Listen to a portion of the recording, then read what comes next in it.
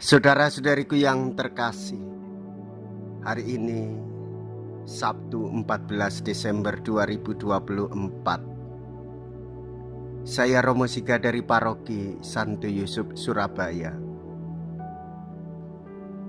Dalam nama Bapa dan Putra dan Roh Kudus, amin.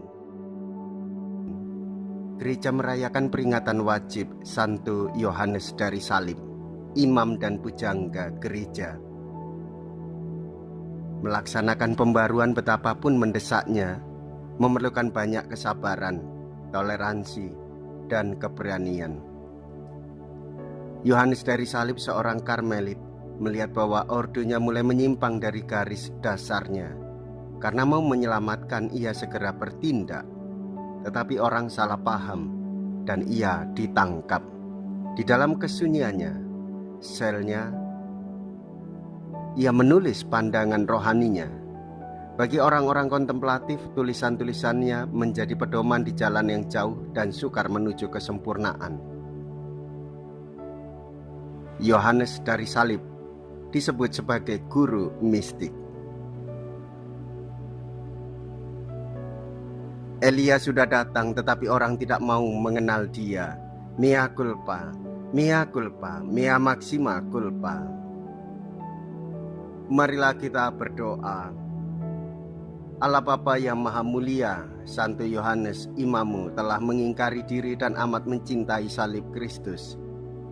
Semoga kami mengikuti teladannya, agar kau perkenankan memandang kemuliaan-Mu yang kekal, dengan pengantaraan Yesus Kristus Putramu Tuhan kami, yang hidup dan berkuasa bersama dengan Dikau dalam persatuan Roh Kudus, Allah sepanjang segala masa.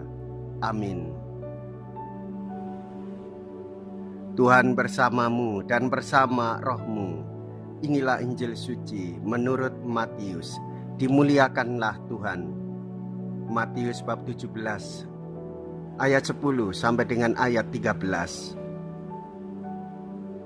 Ketika Yesus dan murid-muridnya turun dari gunung, para murid bertanya kepadanya, mengapa ahli-ahli Taurat berkata bahwa Elia harus datang dahulu? Yesus menjawab, memang Elia akan datang dan memulihkan segala sesuatu. Dan aku berkata kepadamu, Elia sudah datang, tetapi orang tidak mengenal dia dan memperlakukannya menurut kehendaknya mereka. Demikian pula Anak Manusia akan menderita oleh mereka. Pada waktu itu, mengertilah murid-murid Yesus bahwa ia berbicara tentang Yohanes Pembaptis. Demikianlah sabda Tuhan.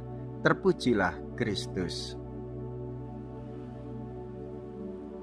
Saudara-saudariku yang terkasih, hari ini Sabtu dalam Advent minggu kedua.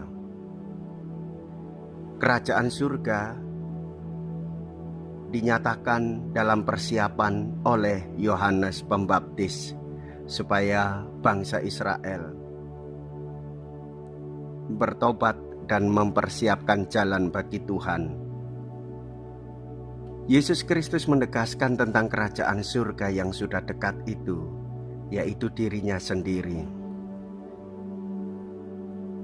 Kita sebagai orang beriman menantikan kedatangan Tuhan. Pengalaman hidup anak manusia akan menderita serupa di tangan mereka. Itulah yang kita dengar, menjadi pemahaman hidup rohani kita. Nilai-nilai kerajaan surga menjadi nyata di dalam diri Yohanes yang mempersiapkan Yesus, supaya kita ini semakin beriman kepada Kristus. Kelahiran Yesus menjadi penantian bagi kita. Peristiwa salib menjadi kekuatan bagi kita semua.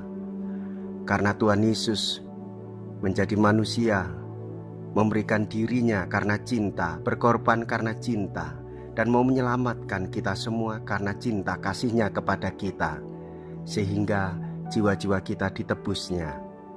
Oleh sebab itu, saudara-saudariku yang terkasih, pada masa Advent ini kita melakukan pertobatan dengan menantikan kedatangan Tuhan dengan sungguh-sungguh. Semoga hati kita semakin terarah dan mempersiapkan diri untuk kedatangan Tuhan Yesus pada perayaan Natal dan nanti pada akhir zaman. Jikalau kita berani hidup menderita dalam Yesus, maka kita pun akan dipermuliakan di dalam Kristus. Terpujilah nama Yesus, Bunda Maria, dan Santo Yosef untuk selama-lamanya. Marilah kita berdoa.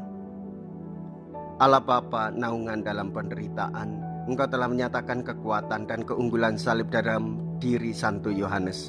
Semoga kami dikuatkan oleh kurban salib itu, sehingga kami bersatu dengan Kristus dan bekerja guna keselamatan semua orang. Dengan pengantaraan Kristus Tuhan kami. Amin.